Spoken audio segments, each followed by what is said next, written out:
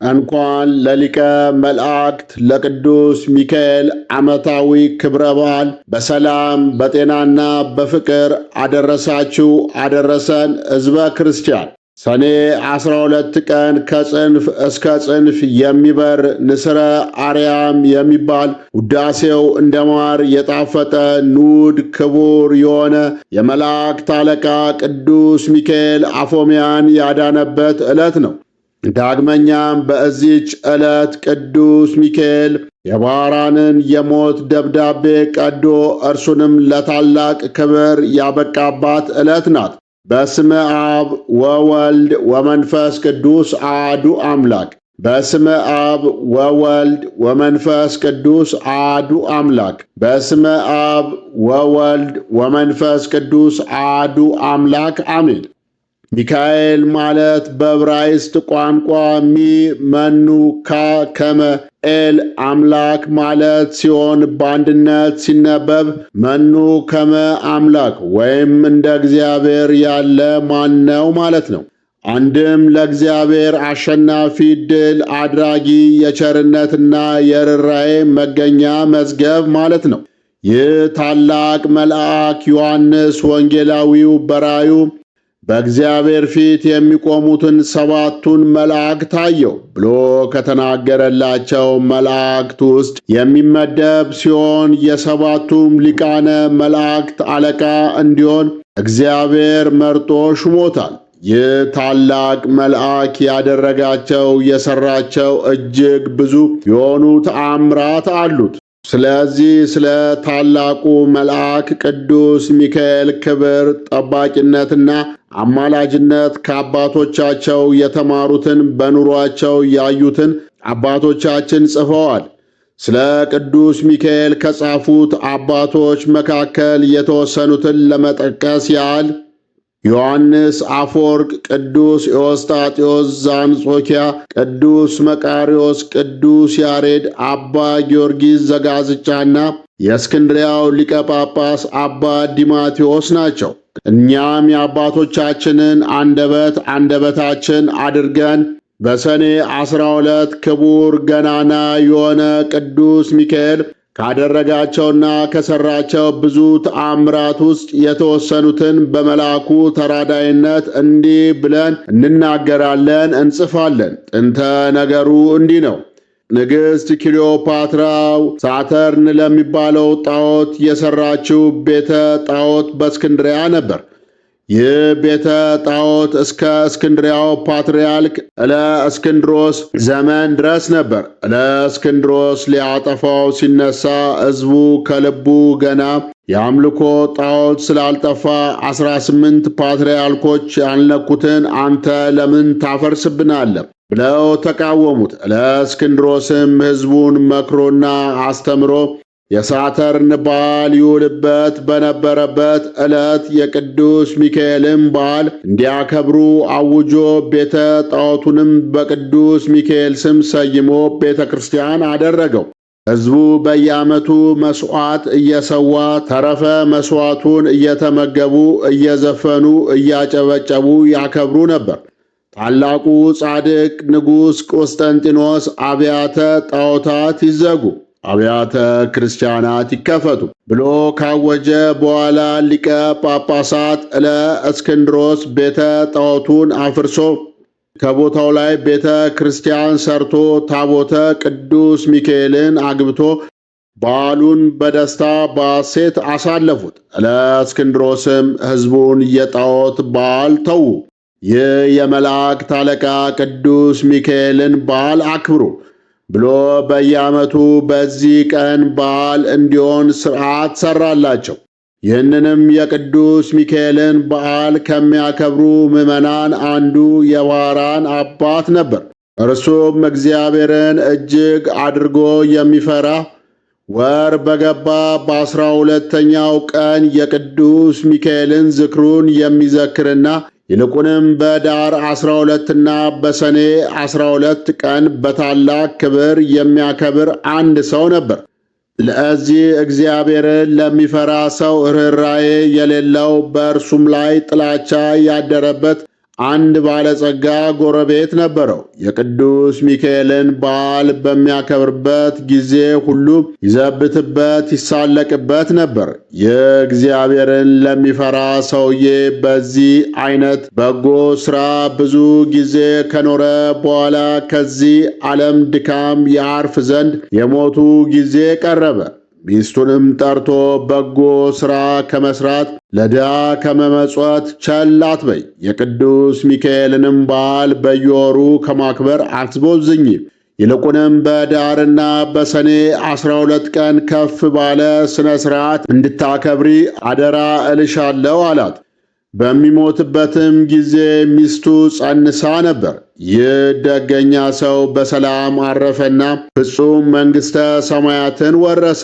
ከዚህም በኋላ ሚስቱ የመውለጃዋ ጊዜ ተቃርቦ ነበርና ምጥ ይዟት በታላቅ ጭንቀት ላይ እንዳለች አንተ የእግዚአብሔር መልአክ ሆይ በእኔ ላይ ይቅርታን አውርድ፣ ከዚህ ከደረሰብኝ ጭንቅ ይገላግለኝ ዘንድ ስለ እኔ እግዚአብሔርን ለምንልኝ፣ አንተ ከእግዚአብሔር ዘንድ ታላቅ ባለሟልነት ተሰጥቶአልና እያለች ለመነች። ይህንንም በምትልበት ጊዜ ያለችበት ቤት በብርሃን ተመላ።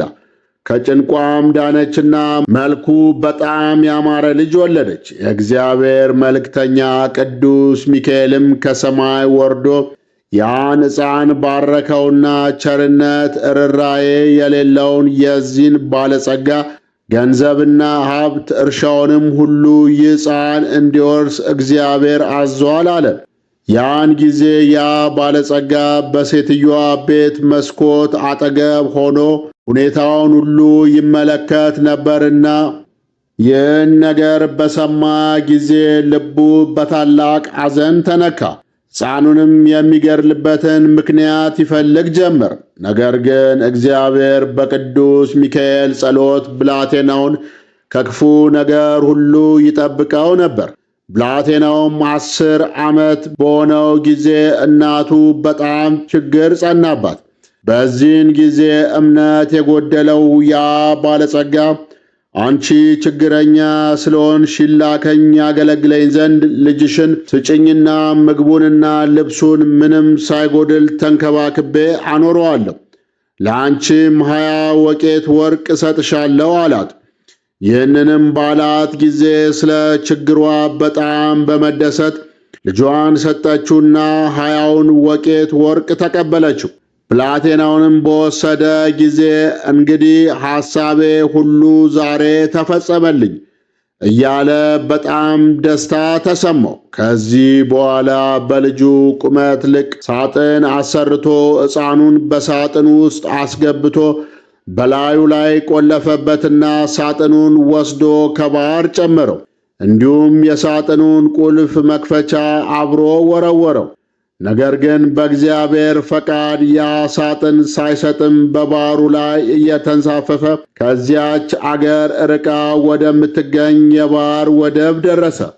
በባሕሩ አካባቢ በጎቹን አሰማርቶ የሚጠብቅ አንድ ሰው ነበርና ያንን ሳጥን ባየው ጊዜ ከባሕሩ አወጣውና ወደ ቤቱ ወሰደው።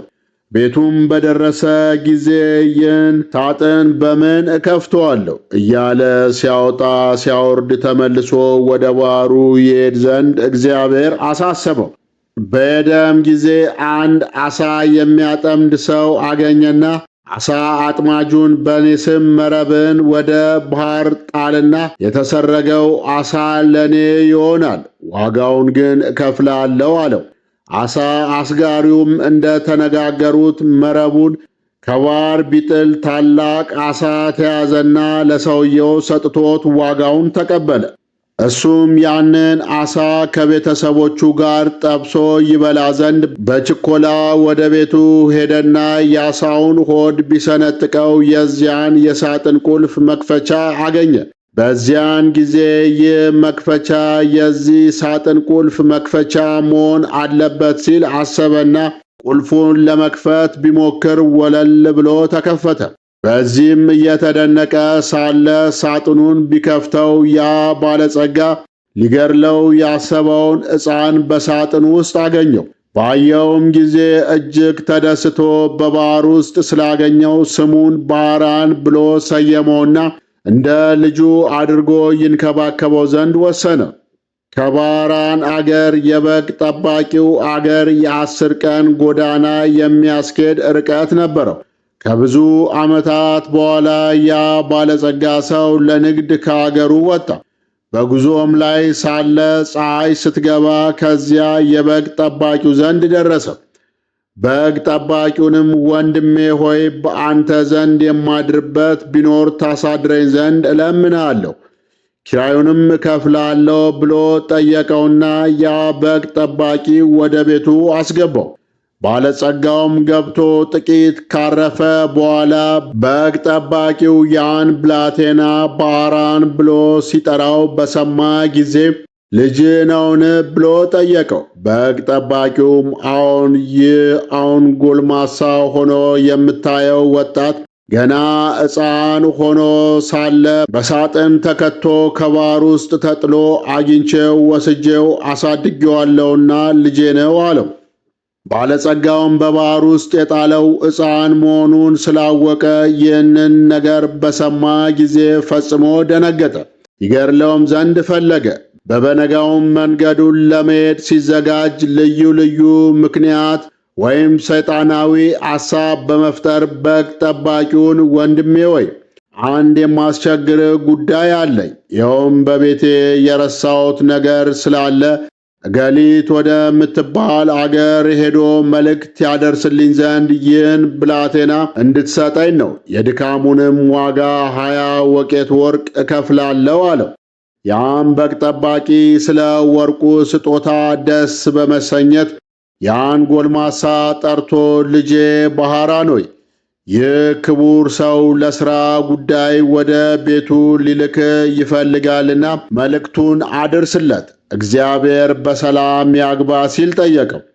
ልጁም እሺ መልካም ነው አባቴ ሆይ ያዘዝከኝን ሁሉ ለመፈጸም ዝግጁ ነኝ አለው። ከዚህም በኋላ ያ ባለጸጋ ይህችን የመልእክት ደብዳቤ ይዞ ወደ አንተ የመጣውን ስሙ ባህራን የተባለውን መልእክቷ በደረሰች ጊዜ ፈጥነ ግደለው፣ ገድለም ሬሳውን ከጉድጓድ ጣለው። እኔ በሰላም ተመልሼ እስክመጣ ድረስ ማንም ማን ይህን ምስጢር አይወቅ የሚል ጽሑፍ ለሹሙ ጽፎ አዘጋጀ።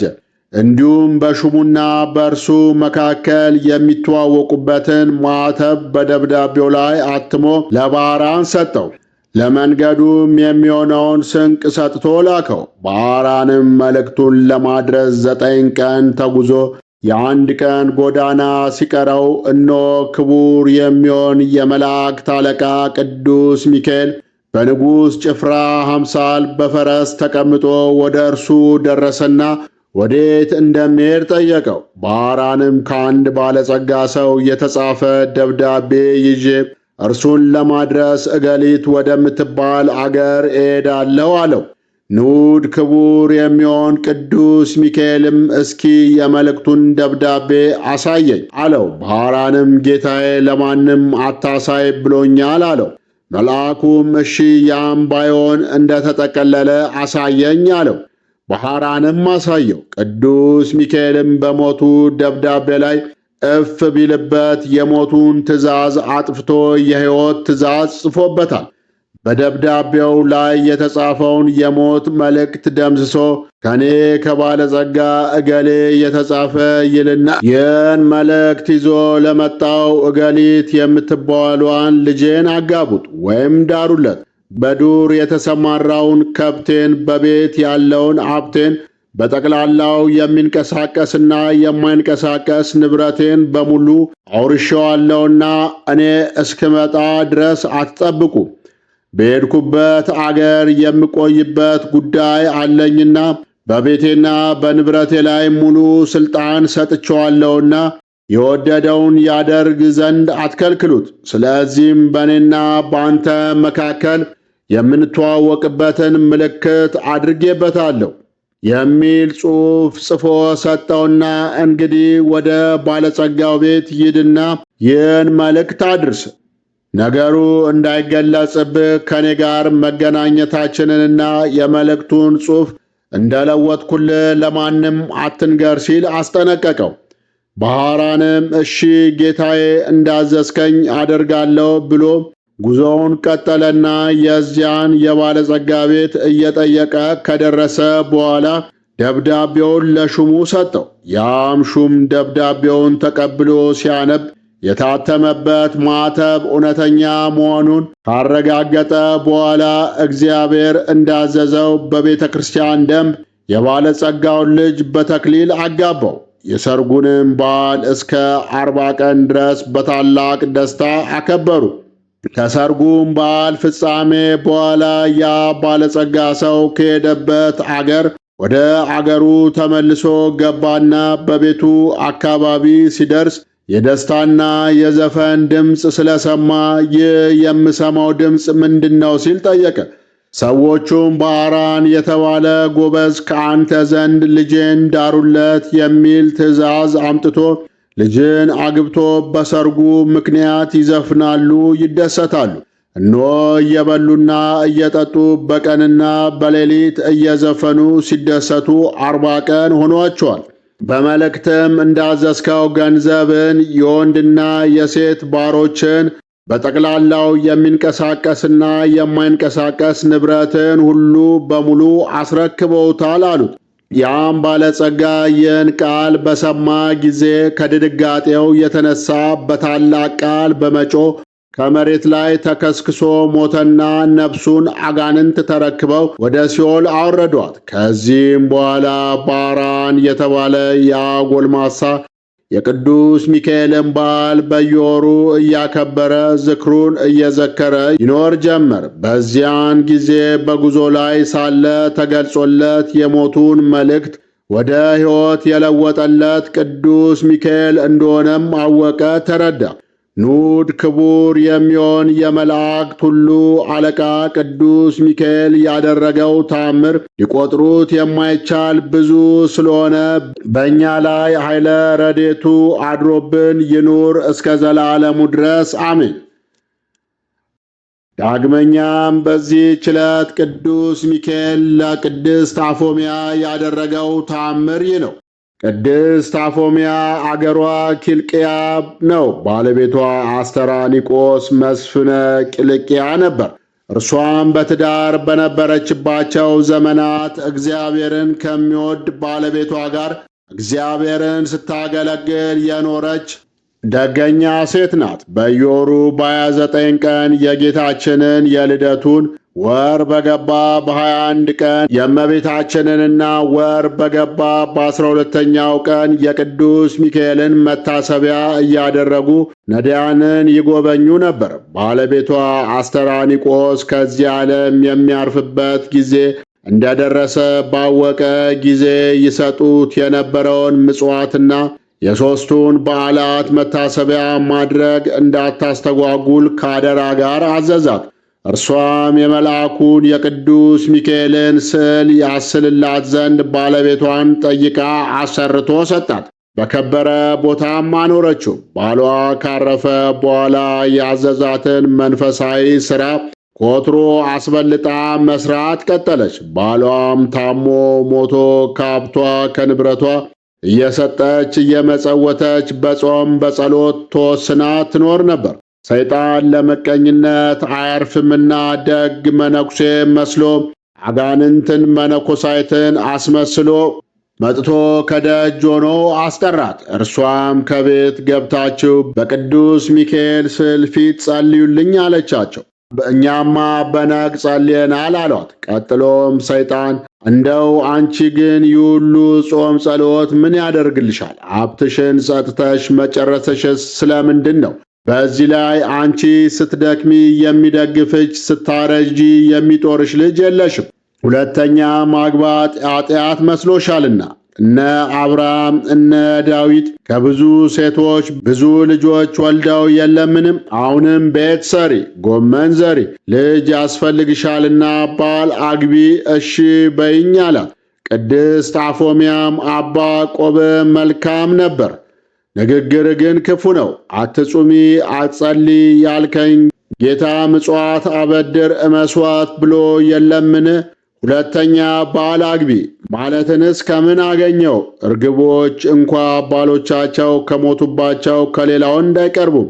ታዲያ ጥንቱን በንጽሕና ሊኖር የተፈጠረ ሰው ሁለተኛ አላገባም ቢል ዕዳ ፍዳ ሊሆንበት ነውን? ብላ ሞገተችው። የሰው ልጆች ጠላት የሆነው ሰይጣንም በመልካም አገልግሎት ስትበረታ አይቷታልና ዝም ብሎ ሊተዋት አልወደደም። ከላይ እንዳየነው በመጀመሪያ ባል ሳታገባ ማገልገሏን ትታ ሌላ ባል አግብታ ልጅ ወልዳ እንድትኖር በብዙ ማባበል ጠየቃት። ባሏ መንግሥተ ሰማያትን ስለወረሰ ምንም ምጽዋት እንደማይሻ አስመስሎ ነገራት። ቅድስት አፎምያ ግን ዳግመኛ ትዳር ላለመመስረት ቃል ኪዳን እንደገባች እርግብንና ኦፈ መንጢጥን አብነት አድርጋ እነርሱ እንኳ በሕይወት ዘመናቸው ከአንድ ባል ውጭ ሌላ ባል እንደማያውቁ በመጥቀስ ሐሳቡን እንደማትቀበለው ገለጸችለት። ሰይጣንም አስመሳይ መሆኑ አላዋጣ ሲለው ማንነቱን ቀይሮ ሊያንቃት ቢሞክር የእግዚአብሔርንና የቅዱስ ሚካኤልን ስም ጠርታ አባረረችው። እርሱም ተመልሶ መጥቶ እንደሚያጠፋ ዝቶባት እንደ አቧራ በኖ እንደ ጢስም ተኖ ጠፋ። በሰኔ 12 ቀን የቅዱስ ሚካኤልን መታሰቢያ እያዘጋጀች ሳለች ሰይጣን ብርሃናዊ መልአክ መስሎ መጣ። የመላእክት አለቃ ቅዱስ ሚካኤል እንደሆነ ገልጾ የመጀመሪያውን የመሰለ ከንቱ ምክሩን አሰማምሮ አቀረበላት። ሐሳቡንም የእግዚአብሔር ፈቃድና ሐሳብ እንደሆነ አድርጎ ለማሳመን ሞከረ። ሰይጣን አስቀድሞ ጌታችን መድኃኒታችን ኢየሱስ ክርስቶስን በገዳመ ቆሮንጦስ መጻሕፍትን እየጠቀሰ እንደተፈታተነው ሁሉ ቅድስት አፎምያንም ለማሳመንም አብርሃምን፣ ይስሐቅን፣ ያዕቆብን፣ ዳዊትን የመሳሰሉ ደጋግ አባቶችን ታሪክ እየጠቀሰ ወደ ትዳር እንድትገባ ደጋግሞ ወተወታት። ቅድስት አፎምያም በእግዚአብሔር ኃይል ጸንታ በቅዱስ ሚካኤል ተራዳይነት ታምና የእግዚአብሔር መልአክ ከሆንክ መንፈሳዊ ማረጋገጫ የሆነው የመስቀል ምልክት የታለ በማለት በምድራዊ ንጉሥና በጭፍራው መካከል የሚኖርን የጋራ መግባቢያ መንገድ ዋቢ አድርጋ ጠየቀችው። ለጊዜው በእኛ በመላእክት ዘንድ እንዲህ አይደለም ብሎ ሊሸነግላትና አቋሟን ሊያስቀይራት ሞከረ። ከቤቷ ያለ የቅዱስ ሚካኤል ስዕል ያለውን ምልክት አብራርታ የእርሱ ግን ከዛ ጋር አንድነት እንደሌለው አረጋገጠችበት። በመቀጠልም ከቤቷ ላለው ለቅዱስ ሚካኤል ስዕል እጅ እንዲነሳ ጠየቀችው። በዚህ ጊዜ መልኩ ወደ ትክክለኛ ሰይጣናዊ ማንነቱ ተለወጠና ጨለማ ለብሶ እየዛተ አነቃት። ቅድስት አፎምያም የከበረ መልአክ ቅዱስ ሚካኤልን ድረስልኝ እያለች በጠራችው ጊዜ መልአኩም ፈጥኖ በመድረስ ከሰይጣን እጅ አዳናት። የመላእክት አለቃ ቅዱስ ሚካኤልም ለሰይጣኑ ተገቢውን ቅጣት ሰጥቶ ቅድስት አፎምያን ባረካት። የረፍቷ ቀኗ በዚህ ቀን መሆኑን ነግሮ ቤቷን እንድታዘጋጅ አዘዛት። የበዓሉን ዝግጅት አከናውና ሥጋ ወደሙን ተቀብላ ኤጲስቆጶሱንና ካህናቱን እንደ የማዕረጋቸው ጠርታ በቤቷ አክብራ ተቀበለቻቸው። ለነዳያንና ለጾም አዳሪዎች በኤጲስቆጶሱና በካህናቱ እጅ ገንዘቧን መጹታ መንገዷን አሳመረች። ስለ ኃጢአቷ እንዲጸልዩላት ተማጽና በፊታቸው ተንበርክካ ጸለየች። ባሏ ያሰራላትን የቅዱስ ሚካኤልን ስዕል አቅፋ ስማ ከተማጸነች በኋላ በሰኔ 12 ቀን በሰላም አረፈች። የቅድስት አፎምያ ረድኤት በረከቷ ይደርብን፣ በጸሎቷ ይማረን። ዳግመኛም እንኳን ለሊቀ መላእክት ለቅዱስ ሚካኤል ዓመታዊ ክብረ በዓል አደረሳችሁ አደረሰን ሕዝበ ክርስቲያን። የሊቀ መላእክት የቅዱስ ሚካኤል ረድኤት በረከቱ ይደርብን፣ በአማላጅነቱ ያስምረን። አነሳስቶ ላስጀመረን አስጀምሮ ላስፈጸመን ለልዑል እግዚአብሔር ክብር ምስጋና ይሁን። ወስብሐት ለእግዚአብሔር ወለ ወላዲቱ ድንግል ወለ መስቀሉ ክቡር። ይቆየን።